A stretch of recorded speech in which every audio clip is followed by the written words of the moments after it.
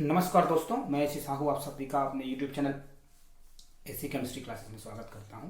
आज हम बात करने वाले हैं 11th की केमिस्ट्री में इक्विलिब्रियम इन केमिकल प्रोसेस। इक्विलिब्रियम क्या है यह मैंने बताया था। तो अब आज हम बात करेंगे कि केमिकल जो प्रोसेस है उसमें इक्विलिब्रियम कैसे होता है या क्या होता है। ठीक है, तो बेसिकली हमको किसी भी केमिकल प्रोसेस में इक्विलिब्रियम जानने से पहले दो चीजें आपको जाननी पड़ेंगी। वो है आपका टाइप ऑफ रिएक्शन। जो टाइप ऑफ रिएक्शन है वो दो टाइप का होता है।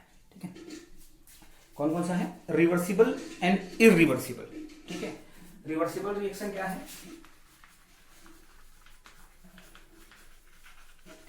रिवर्सिबल रिएक्शन बोलने का मतलब है ऐसा रिएक्शन जो दोनों साइड कंप्लीट होता है, जिसको हम लोग इस तरीके से डिनोट करते हैं, वो हम रिवर्सिबल रिएक्शन कहते हैं। ठीक है, मतलब ऐसा रिएक्शन जो दोनों डायरेक्शन में मूव कर सकता है या दोनों डायरेक्शन में कंप्लीट होता है, उसको हम लोग बोलते हैं रिवर्सिबल रिएक्शन। इसमें क्या होता है, रिएक्टेंट प्रोडक्ट में और प्रोडक्ट वापस रिएक्टेंट में चेंज हो सकता है। ठीक है, मतलब जिसमें आपका रिएक्टेंट रिगेन किया जा सकता है वो आपका रिवर्सिबल रिएक्शन है। ठीक है, सेकेंड वन इज इरिवर्सिबल। ठीक है, इरिवर्सिबल रिएक्शन क्या है? Reaction which can happen only in single direction. ठीक है, ऐसा कोई भी रिएक्शन जो सिर्फ एक ही डायरेक्शन में कंप्लीट हो सकता है उसको हम लोग बोलते हैं इरिवर्सिबल रिएक्शन। या ऐसा रिएक्शन जिसमें हम वापस रिएक्टेंट को रिगेन नहीं कर सकते हैं उसको हम लोग इरिवर्सिबल रिएक्शन कहते हैं। ठीक है, तो इक्विलिब्रियम जो है सिर्फ रिवर्सिबल रिएक्शन में हो सकता है, इरिवर्सिबल रिएक्शन में इक्विलिब्रियम नहीं हो सकता है। यह फर्स्ट क्राइटेरिया है। ठीक है, सेकंड क्राइटेरिया देखते हैं कि क्या कौन कौन सा ऐसा रिएक्शन है जिसको कौन कौन सा ऐसा रिएक्शन है जिसको हम इरिवर्सिबल कह सकते हैं या क्यों इरिवर्सिबल रिएक्शन कहते हैं। ठीक है, ये समझना होगा आपको कि सबसे पहले तो इरिवर्सिबल रिएक्शन कहते क्यों है, क्योंकि वो एक ही डायरेक्शन में कंप्लीट होता है, रिटर्न जो है वापस नहीं आता है। ठीक है, तो 4 टाइप का रिएक्शन जो है वो इरिवर्सिबल रिएक्शन में काउंट किया गया है। First one is precipitation. ठीक है, ऐसा कोई भी रिएक्शन जिसमें प्रेसिपिटेशन हो, प्रेसिपिटेट का फॉर्मेशन हो, वो कहलाता है आपका irreversible reaction. The second one is neutralization reaction. ठीक है, न्यूट्रलाइजेशन जिसमें किसी चीज को न्यूट्रलाइज किया जा रहा है, या कोई ऐसा रिएक्शन जिसमें गैस रिलीज होता है, या रेडॉक्स रिएक्शन। ये 4 ऐसे रिएक्शन हैं जिनको हम लोग इरिवर्सिबल रिएक्शन कहते हैं, क्योंकि ये वापस जो है उल्टे डायरेक्शन बैकवर्ड नहीं होता, सिर्फ ये फॉरवर्ड रिएक्शन होता है। ठीक है, सबसे पहले देखें, सबसे पहला क्या हम बात किए हैं कि 4 टाइप होता है। First one is precipitation. ठीक है, प्रेसिपिटेशन क्या है जी?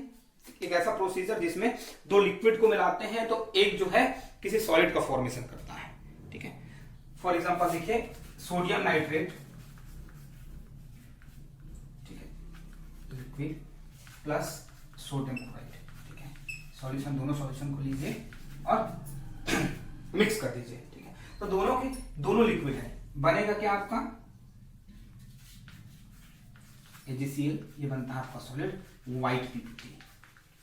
ठीक है, व्हाइट PPT बनता है, साथ में बनेगा आपका सोडियम नाइट्रेट। ठीक है, ये होगा आपका लिक्विड। ठीक है, तो ये जो आपका सिल्वर क्लोराइड है AgCl, ये आपका नीचे बैठ जाता है टेस्ट ट्यूब में। तो इससे क्या होगा, ये नीचे बैठ गया है, रिएक्शन जो है वापस उस डायरेक्शन में कंप्लीट नहीं हो सकता। मतलब अगर AgCl में हम सोडियम नाइट्रेट मिला दें फिर से, तो वापस हमको सोडियम नाइट्रेट और सोडियम क्लोराइड नहीं मिलेगा। ठीक, ये फर्स्ट वन, ये प्रेसिपिटेशन कहलाता है। सेकेंड, ऐसा कोई भी रिएक्शन जिसमें गैस रिलीज हो जाता है। देखिए dissociation of calcium carbonate. Calcium carbonate जब हम डिसोसिएट करते हैं तो ये बनाता है आपके calcium oxide solid plus carbon dioxide gas. ठीक है, गैस रिलीज हो गया तो वापस वो इस रिएक्शन में पार्टिसिपेट नहीं कर सकता है। तो जब पार्टिसिपेट ही नहीं करेगा तो रिएक्शन जो है बैकवर्ड डायरेक्शन में होने की संभावना नहीं होती, पॉसिबिलिटी नहीं है। ठीक है, द थर्ड वन इज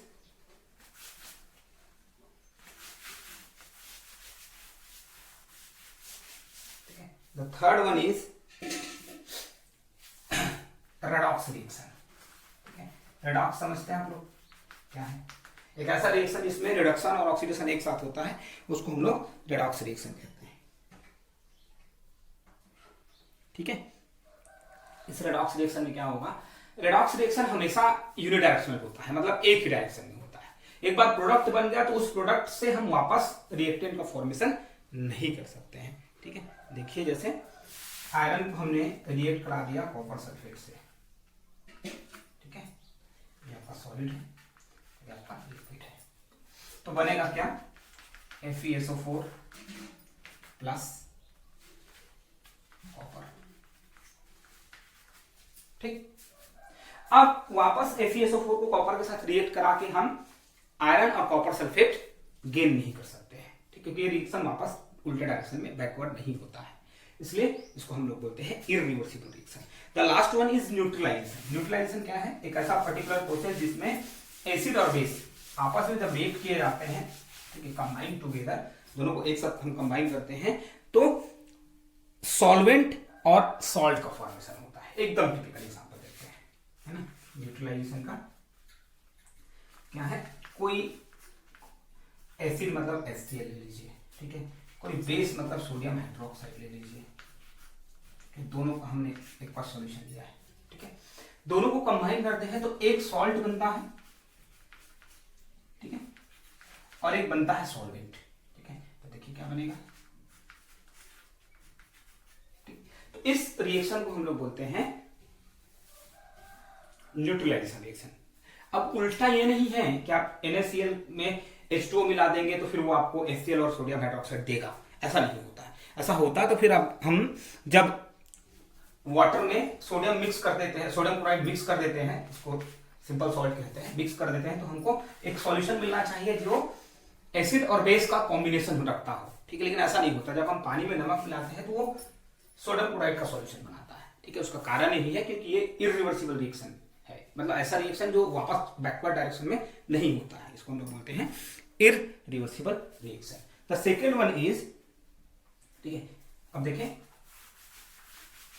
मैंने पहले ही बताया कि इरिवर्सिबल रिएक्शन में इक्विलिब्रियम नहीं हो सकता है, ठीक है। तो इक्विलिब्रियम किसमें हो सकता है, ऐसे रिएक्शंस में जो रिवर्सिबल हो, जो दोनों डायरेक्शन में होता है, ठीक है। तो उसके बेसिस पे दो टाइप का होता है आपका इक्विलिब्रियम, होमोजीनस, ठीक है, homogeneous equilibrium, and the second one is heterogeneous, heterogeneous equilibrium, ठीक है। क्लियर समझिए, होमोजीनस, हेटेरोजीनस, होमो मतलब होता है इक्वल या सेम, और हेटेरो मतलब होता है डिफरेंट, ठीक है। तो ऐसा इक्विलिब्रियम या ऐसा केमिकल रिएक्शन जिसमें रिएक्टेंट और प्रोडक्ट सारे कंपोनेंट एक ही फिजिकल स्टेट में हो तो आपका होमोजीनस इक्विलिब्रियम कहलाएगा, ठीक है। होमोजीनस इक्विलिब्रियम बोलने का मतलब यह है कि जब सारे कंपोनेंट रिएक्टेंट एंड प्रोडक्ट, अगर कैटलिस्ट इन्वॉल्व है तो कैटलिस्ट भी, ठीक है, सबके सब अगर एक ही फिजिकल स्टेट में हो, वेदर गैस, लिक्विड और सॉलिड, सब एक ही हो तो होमोजीनस, और एक भी डिफरेंट हुआ तो हेटेरोजीनस, ठीक है। देखिए फॉर एग्जांपल होमोजीनस में क्या है, तो जब हाइड्रोजन गैस को आयोडीन गैस के साथ रिएक्ट कराया जाता है तो बनता है हाइड्रोजन आयोडाइड गैस, ठीक। गैस गैस गैस, दोनों रिएक्टेंट गैस है, प्रोडक्ट भी गैस है, तो जब सारे कंपोनेंट एक ही फिजिकल स्टेट में होते हैं तो वो आपका होमोजीनस इक्विलिब्रियम कहलाता है, ठीक है। और इसके बहुत सारे एग्जांपल हैं, लिक्विड में तो बहुत सारे एग्जांपल हैं, गैस में थोड़े कम एग्जांपल है, लेकिन लिक्विड में बहुत सारे एग्जांपल है, ठीक है। देख लीजिए, जैसे हमने अमोनियम हाइड्रोक्साइड को रिएक्ट करा दिया, ठीक है, एसिटिक एसिड के साथ, क्या बनाएगा जी, तो ये बनाएगा आपका अमोनियम एसीटेट, ठीक है, अमोनियम एसीटेट, और साथ में बनेगा आपका H2O, दोनों के दोनों लिक्विड, ठीक है, दोनों रिएक्टेंट लिक्विड है और दोनों प्रोडक्ट जो है वो भी लिक्विड फॉर्म में है, ठीक है। तो सब के सब जब एक ही फेस में होते हैं, एक ही फिजिकल स्टेट में होते हैं, तब इसको हम लोग बोलते हैं होमोजेनस इक्विलिब्रियम, ठीक है। और बहुत सारे एग्जांपल हैं, जस्ट इसके ठीक पहले जो है हमने ये देखा है कि गैसेस दो, जब सबके सब गैस फॉर्म में हो तब भी होमोजीनस, सबके सब लिक्विड फॉर्म में हो फिर भी होमोजीनस। अगर सारे के सारे रिएक्टेंट सॉलिड फॉर्म में रिएक्ट करके सॉलिड फॉर्म में ही प्रोडक्ट बना लेते हैं तो वो भी आपका होमोजीनस टाइप का रिएक्शन हो सकता है, जो बहुत कम या रेयरली देखने को मिलता है। ठीक है, बेसिकली हमको गैस में और सॉल्यूशन मतलब लिक्विड में ये चीज देखने को मिलती है। हेट्रोजीनस इक्विलिब्रियम क्या है? तो रिएक्टेंट प्रोडक्ट और अगर कैटलिस्ट इन्वॉल्व है तो वो भी कोई भी एक अगर डिफरेंट फिजिकल स्टेट में है then it is called as heterogeneous equilibrium. ठीक है, डिसोसिएशन, देखें हेट्रोजीनस इक्विलिब्रियम। ठीक है, अब देखें dissociation of calcium carbonate in isolated chamber. एक आइसोलेटेड चैम्बर है जिसमें हम रिएक्शन करा रहे हैं, कोई ये भी बोल सकता है तो इरिवर्सिबल रिएक्शन था। हाँ, तो यही समझा रहे हैं, अगर ओपन होगा तो ये इरिवर्सिबल रिएक्शन होगा क्योंकि कार्बन डाइऑक्साइड पास हो जाएगा। लेकिन जब इसको आइसोलेटेड चेंबर में जिसके अंदर बाहर ना तो एनर्जी जा सकती है ना ही मैटर, तब ये आपका रिवर्सिबल रिएक्शन हो सकता है इस तरीके का। ठीक है, तो ये बनेगा आपका calcium oxide plus carbon dioxide. ठीक है, ये है आपका सॉलिड और कैल्शियम ऑक्साइड भी बनेगा सॉलिड, लेकिन कार्बन डाइऑक्साइड क्या है? गैस। अब ये ऊपर जो है रिलीज नहीं हो सकता। क्यों नहीं हो सकता? क्योंकि ये आपके आइसोलेटेड चेंबर में है। ठीक है, कंडीशन याद रखिएगा, अगर ये ओपन चेंबर में होगा ठीक है तो CO2 रिलीज हो जाएगा और ये इरिवर्सिबल इस तरीके का रिएक्शन हो जाएगा। ठीक है, लेकिन अगर ये आइसोलेटेड चेंबर में है तो ये होगा आपका रिवर्सिबल रिएक्शन और होगा हेट्रोजीनस इक्विलिब्रियम। ठीक, तो इतना आपको क्लियर होना चाहिए कि रिवर्सिबल इरिवर्सिबल। ठीक है, तो रिवर्सिबल रिएक्शन ही इक्विलिब्रियम हो सकता है, इरिवर्सिबल रिएक्शन में कभी भी इक्विलिब्रियम का फॉर्मेशन नहीं हो सकता है। ठीक है, और इक्विलिब्रियम जो है on the basis of nature 2 type का होता है। कौन कौन सा 2 टाइप भी? Homogeneous and heterogeneous. Okay, thank you.